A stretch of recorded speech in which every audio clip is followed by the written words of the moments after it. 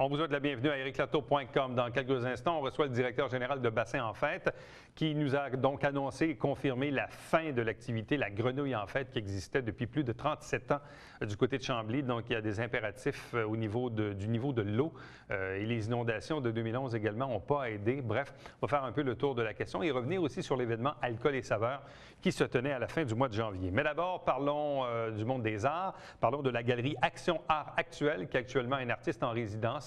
Il s'appelle José Luis Torres.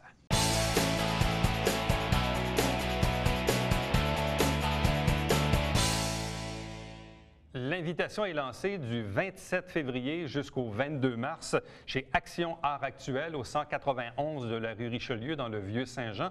Et d'ailleurs, on peut même y aller, l'invitation, je dis à partir du 27 février, mais on peut y aller également avant pour assister au montage de cette exposition de l'artiste José Luis Torres. Bonsoir et bienvenue. Merci. Vous êtes d'origine, donc vous êtes argentin d'origine. Vous êtes arrivé au Québec en 2003. Oui. Et quand je me suis baladé aujourd'hui sur votre site Internet, évidemment, on peut constater que vous avez fait multiples expositions dans différentes villes, dans différents pays. Bref, comme on dit, vous roulez votre bosse depuis fort longtemps dans le domaine. Là. Oui. Ça fait à peu près 20 ans. Mais justement, ces 10 dernières années, les 10 dernières années que j'habite ici au Québec, j'ai comme concentré vraiment en Amérique du Nord et en Europe. Mais de temps en temps, je retourne en Amérique latine justement pour nourrir ma démarche comme artiste avec des projets d'exposition. Bon, j'ai constaté également que vous avez fait plusieurs études dans le domaine des arts, dans votre pays d'origine principalement. Expliquez-nous comment un artiste comme vous décide en 2003 de faire le saut au Québec. Pourquoi? Bien, c'est vrai que oui, mais deux sources de formation, un en art visuel et un autre en architecture, m'a amené un peu à voyager. Mais en même temps, au fil du temps, des années, j'ai comme abordé l'idée du nomadisme à travers de mon travail comme artiste. Et justement, c'est dans différents projets de résidence, d'exposition. De cette façon, j'arrive ici, au Québec, en 2003. Mais je reste ici parce que je tombe en amour avec les paysages, mais aussi un Québécois. Okay. Alors voilà, c'est ça qui explique pourquoi je reste ici. Mais quand même... Parlez-nous un peu de votre démarche artistique, parce que vous faites de la sculpture, mais également, il y a une forme de montage, vous utilisez différents matériaux, et d'ailleurs, dans le cadre de l'exposition ici, vous allez même avoir la collaboration du Centre de partage Joannais. Donc, parlez-nous un peu de ce que vous faites. Oui, mon travail ces dernières années se centre plutôt dans des projets in situ, ça veut dire faits sur place. Et jusqu'au point de travailler avec la matière que je trouve dans l'endroit où je travaille. Alors, la salle d'exposition devient une sorte de laboratoire, une sorte d'atelier. De cette façon, je peux comme personnaliser chacun de mes projets, parce que chaque projet s'est fait en lien très proche de l'espace, parce que c'est ce volet architectural qui m'intéresse, aborder l'architecture. Mais en même temps, j'essaie de aussi prendre connaissance un peu de la culture locale à travers de la matière. Des fois, c'est des objets, des fois, c'est des revues de construction, des fois, c'est des vêtements. Toutes ces sortes de matériel, c'est simplement un prétexte pour tisser des liens avec les gens, parce qu'il y a un volet social, communautaire, très important dans mon travail. De cette façon, je peux apprendre un peu de l'endroit et en même temps faire une évolution, un long processus divisé en différents projets d'exposition qui m'amènent dans différentes régions. Bon, quand vous procédez au montage de votre exposition, vous laissez aller votre inspiration, c'est-à-dire qu'il n'y a pas un plan qui est prédéfini de dire, bon, telle chose va aller ici, l'autre va aller là, ainsi de suite. Donc, vous vous laissez vraiment inspirer par le moment, par les objets, par la pièce, et puis là, vous laissez libre cours à l'inspiration. Exactement, c'est les échanges aussi. Il y a une idée, j'arrive avec un certain pourcentage dans la tête, avec des bonnes intentions, mais en même temps, j'ai une formation en architecture, alors j'ai une structure de travail qui me permettent de y aller avec une certaine improvisation, mais contrôlée. C'est comme une anarchie contrôlée. J'ai comme des idées, parce qu'un projet, c'est comme un peu la conséquence de l'autre. Alors, je viens avec certaines pistes. Je fais, il y a 2 semaines, un projet à Alma.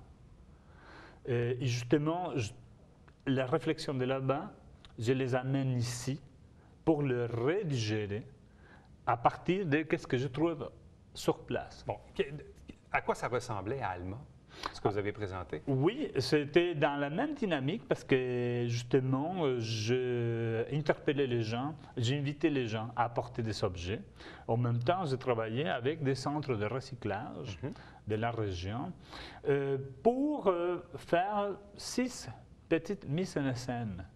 Moi, j'ai un côté théâtral qui m'intéresse beaucoup, de créer des situations à travers les objets. Mais en même temps, il y a une certaine éphémérité, parce que ça dure uniquement pendant le montage. Après ça, les objets, c'est un point important.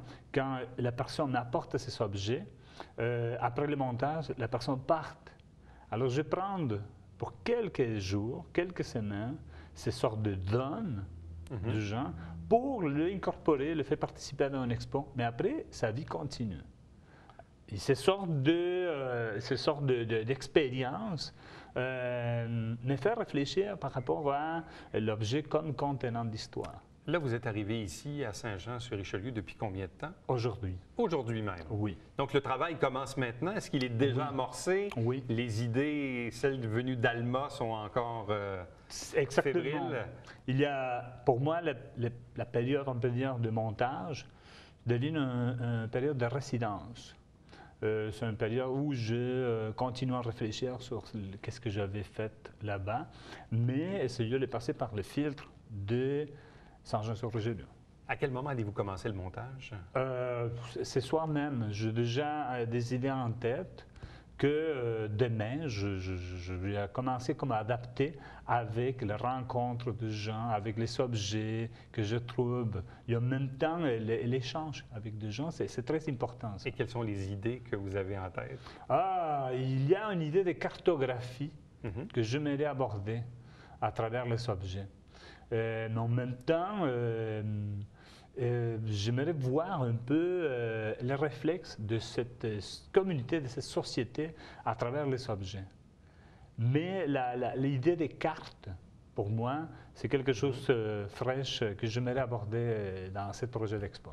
Donc, vous commencez le montage dès ce soir. Au moment d'enregistrer, nous sommes mardi. L'émission est diffusée vendredi.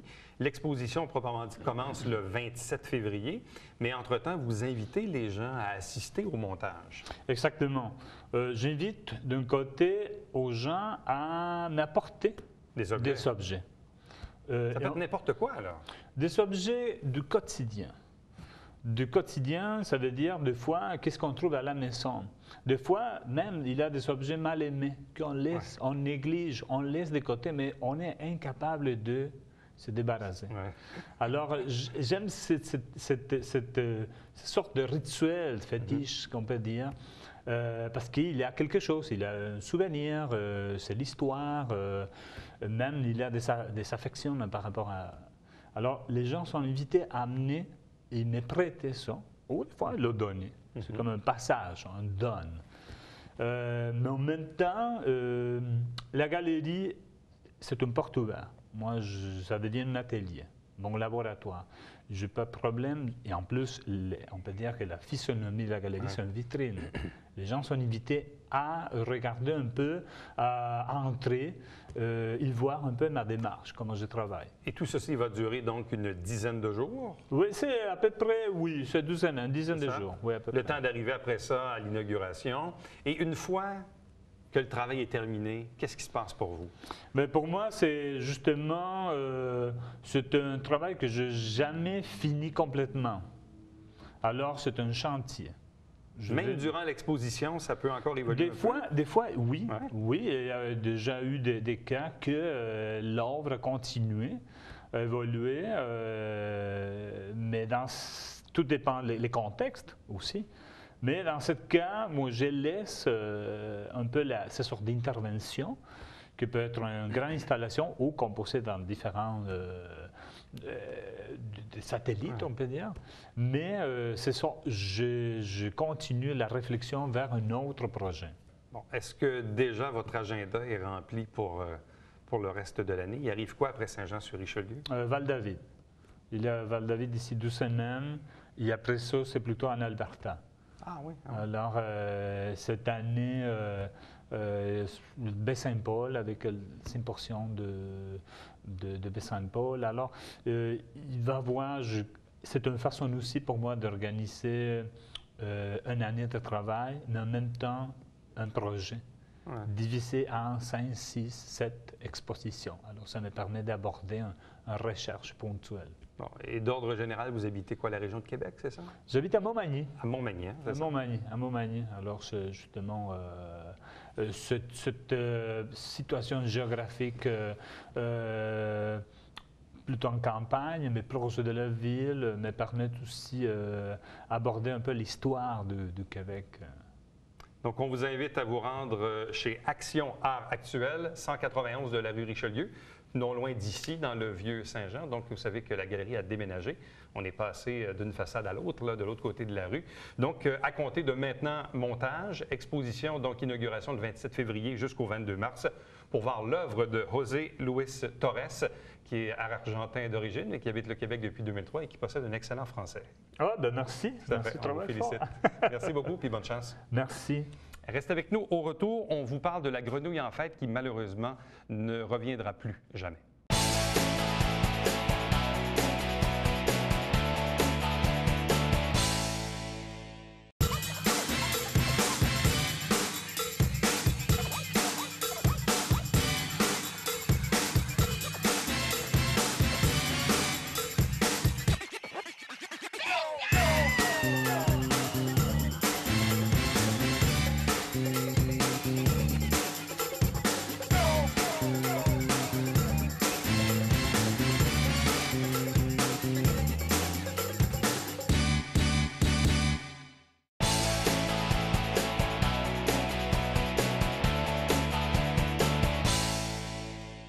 Vous connaissez probablement l'organisme Bassin en Fête à Chambly qui organise divers événements durant l'année. Il y a Bière et Saveurs, il y a aussi la Grenouille en Fête, dont on a annoncé d'ailleurs la fin. On va y revenir dans quelques instants. Et il y a quelques semaines à peine, c'était Alcool et Saveurs à la fin du mois de janvier. Avec nous pour en discuter, Patrick Fortin, qui est le directeur général de Bassin en Fête. Bonsoir et bienvenue. Bonjour. Donc, on s'était vu il y a 2 semaines pour parler de 2-3 semaines pour parler d'Alcool et Saveurs. Avant de parler de la nouvelle qui nous préoccupe sur la grenouille, peut-être un bref résumé de la première édition de Alcool et Saveurs? Bien, on a été très satisfaits. Plus de 5000 personnes. C'était la fin de semaine du 31 janvier, 1er 2 février. Fin de semaine qu'on va se rappeler longtemps. Fin de semaine du Super Bowl. On n'avait jamais pensé à cet événement-là lorsqu'on a décidé de la date d'Alcool et Saveurs. Puis on a eu les répercussions le dimanche parce qu'il n'est pas rentré beaucoup de gens, à peu près 500 personnes. Le samedi était une grosse journée.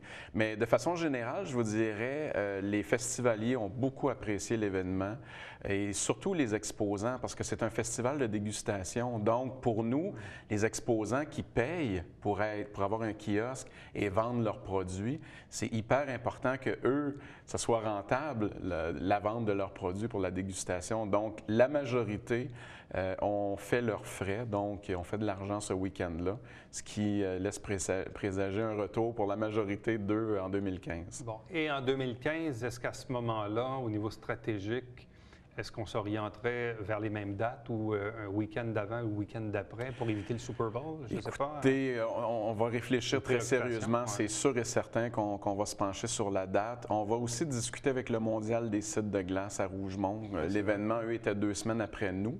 Fête de semaine de la Saint-Valentin. Et on veut voir à quel moment, parce qu'avant ça, ils étaient 1 semaine avant la Saint-Valentin. Fait qu'on va vraiment s'asseoir avec eux pour voir comment ils se positionnent. Puis on va essayer d'avoir 2 semaines de jeu avec eux pour peut-être même être après le mondial. Bon, Bassin en Fête, c'est connu à Chambly et dans les alentours pour Bière et Saveurs, C'est ça. qui est l'événement majeur que vous avez à la fin de semaine de la Fête du travail. Mhm. Il y avait aussi un carnaval d'hiver qu'on a laissé tomber au profit de Alcool et Saveurs. Exactement. Et il y avait l'événement du mois d'avril qui était la grenouille en fête. Oui. Or, la grenouille a été malmenée dans les dernières années. Il y a eu beaucoup d'annulations.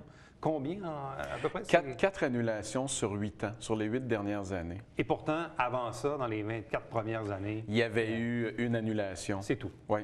Bon, et on s'en était parlé l'année dernière pour justement, lorsque vous avez pris la décision d'annuler l'événement. Vous êtes nouveau au sein de Bassin en Fête, mais vous avez un peu l'héritage de ce qui s'est passé. Et vous laissiez présager que les inondations de 2011 avaient probablement changé le lit de la rivière à un point tel que même avec des hivers avec beaucoup de neige, même avec un niveau d'eau élevé, ce changement physiologique à la rivière fait en sorte que ça sera plus possible. Et finalement, les études ont confirmé ça. Absolument. C'est sûr qu'il y a deux choses majeures à prendre en considération. La première, c'est les inondations de 2011, donc qui ont changé le lit de la rivière Richelieu entre Richelieu et Chambly, dans le parcours, là, à côté du parcours de la Grenouille. En 2011, lorsque l'événement a eu lieu, les inondations commençaient. Il n'y avait pas encore d'inondations, mais les pluies étaient là. Donc, en 2011, il y a eu l'événement. En 2012, ça a été annulé et il n'y a pas eu de vérification à ce moment-là. C'est l'année dernière, en 2013, qu'on a fait les vérifications. Mais autrement que les inondations de 2011, il faut quand même se rappeler qu'il y a eu 4 annulations sur 8 ans, donc 2013-2012. Toujours lié au niveau d'eau. Bien là, c'était par rapport probablement au niveau d'eau et à la lie de la rivière, là, au parcours. Mais les 2 années avant 2011, avant les inondations, il y a quand même eu des annulations. Donc, il y a aussi le réchauffement de la planète qui joue en ligne de compte. Donc, il y a moins de pluie l'automne, moins de neige l'hiver. Moins de pluie l'automne, ça veut dire quoi? Ça veut dire que les sols vont geler avec de l'eau quand il y a beaucoup de pluie. Et quand ça dégèle au printemps, c'est la neige qui dégèle. Après ça, c'est les sols qui dégèlent, ce qui amène l'eau dans la rivière Richelieu. Donc, s'il y a moins d'eau puis il y a moins de neige, le niveau d'eau est plus bas. Donc, dans les 8 dernières années, avant les inondations, c'était à cause des niveaux d'eau bas. Donc, peu de précipitations, de neige et de pluie. Et là, s'ajoutent les inondations qui ont changé le lit de la rivière. Absolument. Ce qui fait quoi? Est-ce qu'il y a eu une surélévation dans le fond de la rivière? Non, ce qui arrive, c'est qu'il y avait comme une île, où on appelle ça un banc de terre ou un banc de sable entre Richelieu et Chambly, après les chutes. Et l'eau, au lieu de suivre le parcours qui était du côté de Chambly, entre l'île et Chambly, puis qui nous emmenait vers le phare, maintenant, avec une partie de l'île qui est disparue, l'eau s'en va un peu partout. S'en va du côté de Richelieu, où il y a des inondations au printemps, dans des terres humides, là, puis même un niveau d'eau plus élevé là qu'il y avait dans le passé, parce qu'il y a de l'eau qui se ramasse à cet endroit-là. Donc, nous, l'année dernière, dans la fin de semaine de la Grenouille en Fête, le samedi, il n'y avait plus beaucoup dans cette semaine-là. Donc, ça a fait monter le niveau de l'eau temporairement. Et quand on a fait les tests avec la Société de sauvetage et avec la Fédération québécoise des activités subaquatiques, le niveau de l'eau, selon le baromètre qu'on utilise, qui sont les chutes, le barrage Fryer, selon nous, il était au minimum.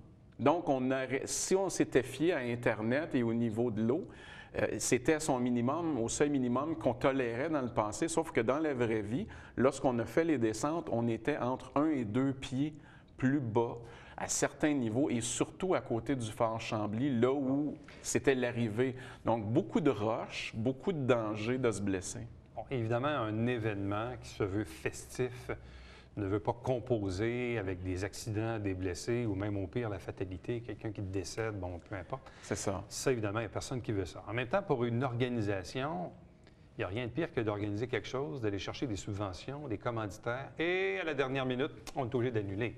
Exactement. Une fois peut-être, 2 fois encore, 3 fois, ça commence à faire, 4 fois, c'est terminé. C'est-à-dire, tu ne peux pas peux pas assurer la pérennité d'un événement. C'est ça. Quand finalement la nature joue contre nous, là. Exactement. Puis c'est un événement québécois. Donc, à l'échelle québécoise, c'était à la base Bon, on va mettre une chose au clair, c'est un sport extrême. C'est sûr. Ça avait l'air le fun, ça avait l'air d'une descente au parc safari ou aux Zoo de Granby, mais c'était pas le cas. Il y a des roches partout, c'est hyper dangereux. Il y a beaucoup de gens qui se blessaient. C'est pour ça que la Société de sauvetage était un des partenaires. Maintenant, c'est sûr qu'on ne peut pas garder le momentum quand on annule, puis puisqu'il venait beaucoup de plongeurs ou de descendeurs à travers le Québec, bien, ces gens-là, quand ils se font annuler à une semaine de vie l'événement, l'année d'après, ils s'en rappellent, puis à un moment donné, ils ne planifient plus cette activité-là dans leurs horaires. En même temps, évidemment, la grande tristesse dans tout ça, c'est que la grenouille en fête, pour certains, c'était un peu la fête du printemps. Oui. C'était aussi dans l'imaginaire collectif quelque chose qui mettait beaucoup en valeur la rivière Richelieu, le fort Chambly. C'était unique, là. C'était vraiment unique, ce genre d'événement-là. C'est unique en Amérique du Nord. C'était le festival de descente de rapide en Amérique du Nord de cette façon-là. Et c'était, oui, le début du printemps, mais c'était aussi le début des activités de la Fédération québécoise subaquatique. Donc, c'est pour ça qu'il y avait beaucoup de plongeurs et de descendeurs qui venaient. Eux autres, là, qui regardent leur saut l'hiver, ils avaient hâte à cette fin de semaine-là parce que ça voulait dire que l'été s'en venait. Pour les plongeurs, mais même, je dirais, pour les gens de Chambly et des alentours, il y a comme un petit deuil à traverser. Absolument. C'est une décision lourde de conséquences. C'est une grosse décision, puis c'est une décision qui a été prise avec les partenaires, avec la Société de sauvetage puis la FQAS. C'est un événement qui existait depuis 37 ans, ça aurait fait 38 ans cette année. Il y a un historique. Beaucoup de gens qui ont 30-40 ans aujourd'hui se rappellent lorsqu'ils étaient TICU de voir les gens braver la température pour sauter dans l'eau. C'était quand même impressionnant, là. Comment votre organisme maintenant peut-il, j'aime pas l'expression, mais disons remplacer? C'est-à-dire, vous avez Festival Bière et Saveurs, qui est incroyable. Là, vous avez Alcool et Saveurs fin janvier, mais qui remplace un carnaval d'hiver que vous aviez auparavant. Maintenant, est-ce que vous êtes à la recherche d'un événement printanier, estival? Je ne sais pas. Est-ce que Bassin en Fête veut faire quelque chose d'autre? Bien, idéalement, Bassin en Fête aimerait organiser 4 événements au festival par année. C'est dans son mandat, si on peut dire, depuis 15 ans, parce que Bassin en Fête existe depuis 98. 97-98, donc plus de 15 ans. Et oui, on aimerait remplacer la grenouille par un événement. Avez-vous des idées en tête? Il y a événement sportif familial. Je ne veux pas trop en parler parce qu'on va faire une étude de marché prochainement, dans quelques semaines, sur un projet en particulier.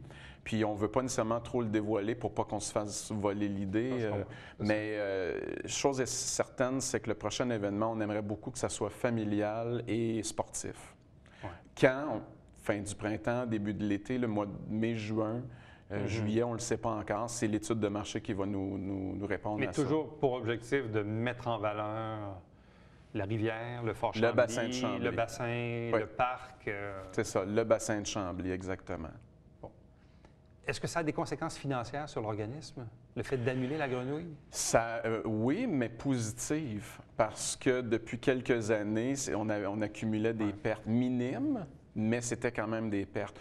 Au-delà de ça, je vous dirais que c'est de réaffecter les ressources humaines actuellement pour cette année sur notre événement de bière et saveurs qui, lui, nécessite des changements.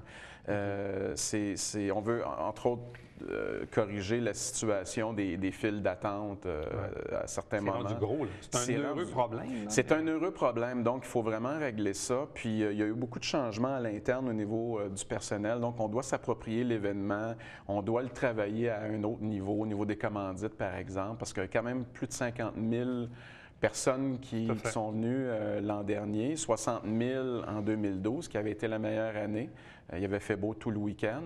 Mais au niveau, si on regarde au niveau des ratios, commandites, subventions, c'est très, très bas. Fait qu'on doit travailler beaucoup à ce niveau-là, puis faire en sorte que l'événement soit encore plus performant.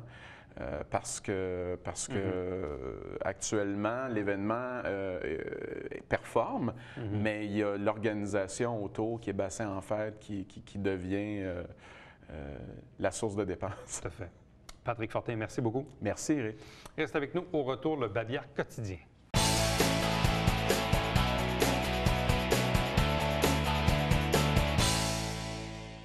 Le prochain déjeuner causerie organisé par le Centre de santé va toucher la maltraitance financière chez les aînés. C'est présenté le jeudi 27 février à 9 h le matin au Centre Ostigui à Richelieu.